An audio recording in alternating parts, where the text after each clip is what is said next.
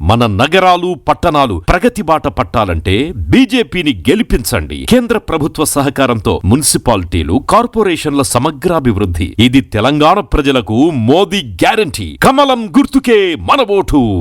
Save Telangana. Vote for BJP. Hi, welcome to Q news. ఈరోజు మనం పెద్దపల్లి జిల్లా రామగుండం నియోజకవర్గంలో రామగుండం మున్సిపల్ కార్పొరేషన్ ఎన్నికల నేపథ్యంలో జనగామ గ్రామంలోని 6వ డివిజన్ పరిధిలో ఉన్నాం. ఇక్కడ జనసేన పార్టీ ఈ ఎన్నికల్లో పోటీకి సిద్ధమై వచ్చింది. దానిలో భాగంగా నామినేషన్ల ప్రక్రియలో 17 మంది పోటీలో ఉండగా ఒక నామినేషన్ క్యాన్సిల్ అయింది. అందులో 16 మంది అభ్యర్థులు పోటీలో ఉన్నారు. తెలంగాణ ఉద్యమంలో కీలకంగా వ్యవహరించినటువంటి కళాకారులు తెలంగాణ వచ్చిన తర్వాత అదే తెలంగాణ ప్రభుత్వంలో తెలంగాణ రథసారథి, తెలంగాణ సంస్కృతికి సారథిగా పనిచేసిన చాలామంది ఉద్యోగులు పనిచేస్తున్నప్పటికీ ఇంకా చాలామంది కళాకారులు నిరుద్యోగంలో పడుతున్న క్రమంలో కొంతమంది టీఆర్ఎస్ ప్రభుత్వంలో మీటింగ్ సమావేశాలు జరిగినప్పుడు అక్కడ ధూమ్ధామ్ ప్రోగ్రాంలు కావచ్చు, ఇంకా పాటలు కావచ్చు, పాటలు పాడడం ఇట్లాంటివి చేసినప్పుడు తను చురుగ్గా పాల్గొని ఆ కార్యక్రమాలను విజయవంతం చేసింది, ప్రజల్లోకి తీసుకెళ్ళింది. ముఖ్యంగా తను పాటతో పయనమై ప్రజల్లోకి అప్పుడు వెళ్ళడమే కాకుండా ఇప్పుడు ప్రజాపాలనతో ముందుకు రావాలని, ప్రజాసేవ చేయాలని ముందుకొచ్చిన పాటల పద్మ అంటారు. పాటల పద్మ ఈమె 6వ డివిజన్లో పోటీ చేస్తున్న కామెర పద్మ రమేష్లు ఇక్కడ మనతో పాటు ఉన్నారు. జనసేన పార్టీ ప్రజల్లో ఏ విధంగా ప్రజలు ఎట్లా ఆదరిస్తున్నారనే విషయాన్ని జనసేన పార్టీ అభ్యర్థి కామెర పద్మ మనతో ఉన్నారు. తనను మాటల్లోనే అడిగి తెలుసుకునే ప్రయత్నం చేద్దాం. నమస్తే మేడం. నమస్తే సార్. ఎట్లా ఉంది Janasena party first time Ramagundam ఎన్నికల్లో పోటీలో ఉన్నది కదా, ఎట్లా ఉంది ప్రజా ఆదరణ, ఎట్లా ఉంది స్పందన, ఎట్లా ఉంది? ప్రజా ఆదరణ చాలా బాగుంది సార్. ఎందుకంటే జనసేన అంటే జనం గుండెల్లో ఉండేదే, జనంలో ఉండేదే కాబట్టి జనసేన అని. ఏంటంటే నేను పాటలు పాడతా, నేను కళాకారిణిని. పాటల వైపు పాటతోటి సమాజాన్ని ఎలా మేల్కొల్పినో నాకు ఈ రాజకీయంలోకి అడుగు పెట్టాలనే ఉద్దేశం ఎందుకు వచ్చిందంటే ఊరి అభివృద్ధి నా వంతుగా నేను చేయాలి, నా వంతుగా ఏదో ఒక ఊరికి ఏదైనా మంచి చేయాలి అన్న తపనతోటి నేను ఈ రాజకీయంలోకి అడుగు పెట్టడం జరిగింది. నన్ను ఈ ఊరి గ్రామ ప్రజలందరూ చాలా బాగా ఆదరించి జనులు అందరూ వాళ్ళ గుండెల్లో నిలుచుకుంటారన్న ఆశతోటే నేను ఈ అడుగు ముందుకేయడం జరిగింది. అలాగే జరుగుతుందనే ఆశతోటే ముందడుగేస్తున్నాను. ఓకే, ఇప్పుడు మీరు పాటలు పాడతారు, కళాకారుని అన్నారు కదా, మా కోసం ఒక పాట పాడతారా? అంటే పొలిటికల్ మీద ఏదైనా పాట వస్తే పాడండి.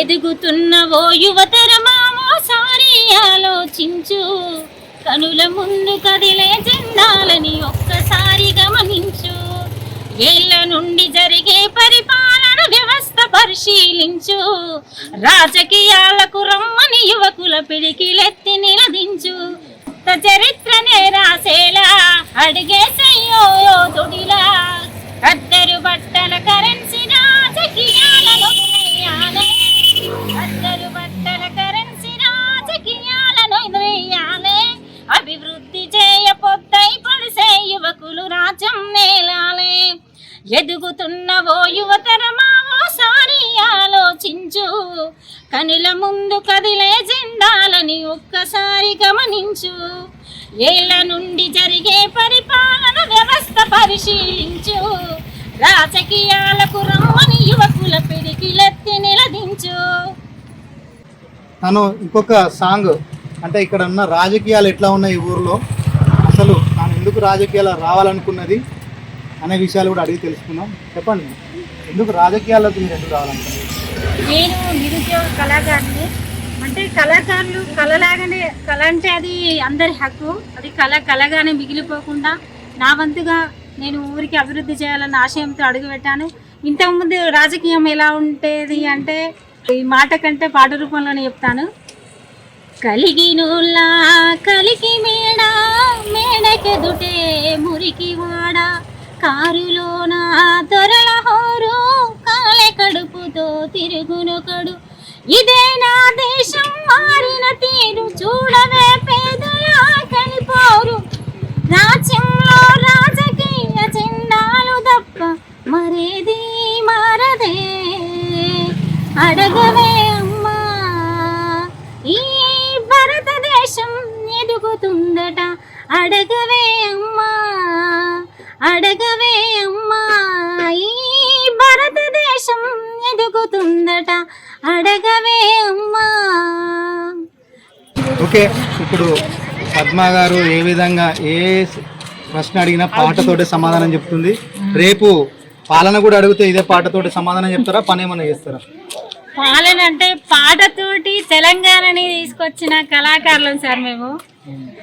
అలాంటిది మేము పాటతోటే ప్రజలలో ఎలా వచ్చినామో మేము ప్రజాపాలన మేము ప్రజాసేవ చేయాలని అదే విధంగా ఆ తెలంగాణను ఎలా తెచ్చామో ఇప్పుడు అదే విధంగా మా ప్రజలకు సేవ చేయాలనే దృక్పథం ముందుకేసిన ఖచ్చితంగా నా వంతుగా నా ఊరికి నేను సాధ్యమైనంత వరకు ఖచ్చితంగా నా ఊరికి సేవ చేయాలని అడిగేసిన కాబట్టి మంచి అభివృద్ధి పథంలో నడుస్తాను.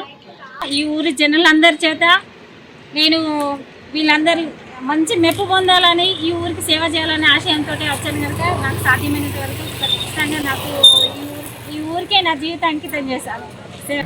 ఎన్నికల ముందు వరకు కూడా ఈ ఊరికి రోడ్ రాలేదు, ఇప్పుడు ఎన్నికల తర్వాత రోడ్ వస్తుంది. ఇది వాళ్ళ ఎన్నికల కోసమే వేస్తున్నారు అంటారా? ఇంతకుముందు వేయలేదు కదా, ఎప్పుడు ఈ రోడ్ వేయలేదు, ఇప్పుడు కొత్తగా రోడ్ వచ్చింది. ఈ రోడ్డు ఎన్నికల నేపథ్యంలో వచ్చింది అనుకుంటారా?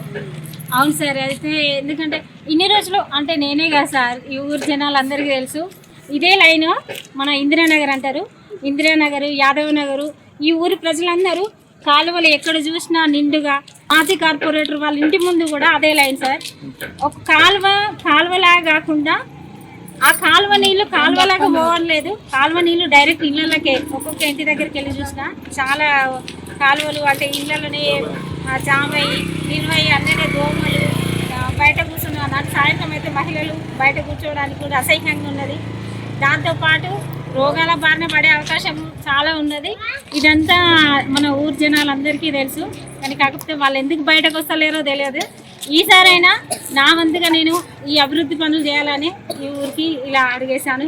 ఈ ఊరి ప్రజలందరూ ఇలాంటి సేవ చేయడానికి అడిగేసిన వారందరూ నన్ను గుర్తించి ఈ ఊరి ప్రజలందరూ నన్ను ఈసారి గెలిపిస్తారన్న ఆశయంతో బతుకుతున్నాను.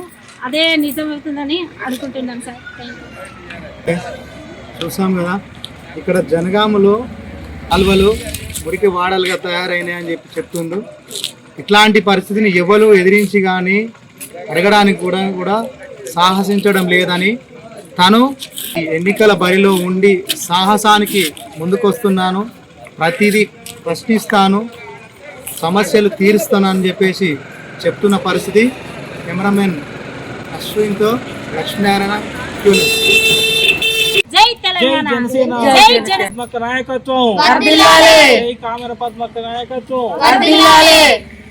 గ్లాసు గుర్తుకే గ్లాసు గుర్తుకే గ్లాసు గుర్తుకే.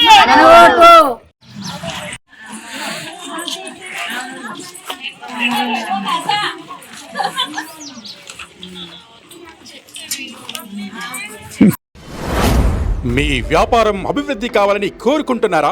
అయితే వెంటనే క్యూనస్ ని సంప్రదించండి. Schools, colleges, banks, shops, office promotions, land promotions, political promotions, restaurant promotions, hospital promotions, పుట్టినరోజు వేడుకలు, శుభకార్యాలు, వ్యాపారాలు ఏవైనా, సందర్భం ఏదైనా ఇప్పుడే క్యూనస్ ద్వారా తెలియజేయండి. మీ వ్యాపారాన్ని అభివృద్ధి చేసుకోండి.